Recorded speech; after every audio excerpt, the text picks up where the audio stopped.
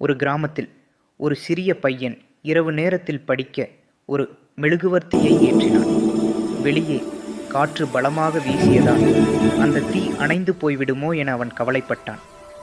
மெழுகுவர்த்தியை கைக்கொண்டு மறைக்க முயன்ற போது காற்று இன்னும் அதிகமாகவே ஊதியது. அதை பார்த்த ஒரு முதியவர் அவனிடம் வந்து மெதுவாகச் சொன்னார், "காற்றை எதிர்த்து போராடாதே, அதற்கு சின்ன பாதுகாப்பு கொடு." முதியவர் ஒரு சிறிய கண்ணாடி குப்பியை எடுத்துக்கொண்டு மெழுகுவர்த்திக்கு மேல் போட்டார்.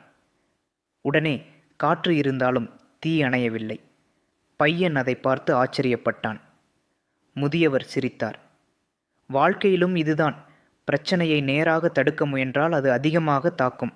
அதற்கு தகுந்த பாதுகாப்பு, சரியான வழி கொடுத்தால் அது நம்மை பாதிக்காது.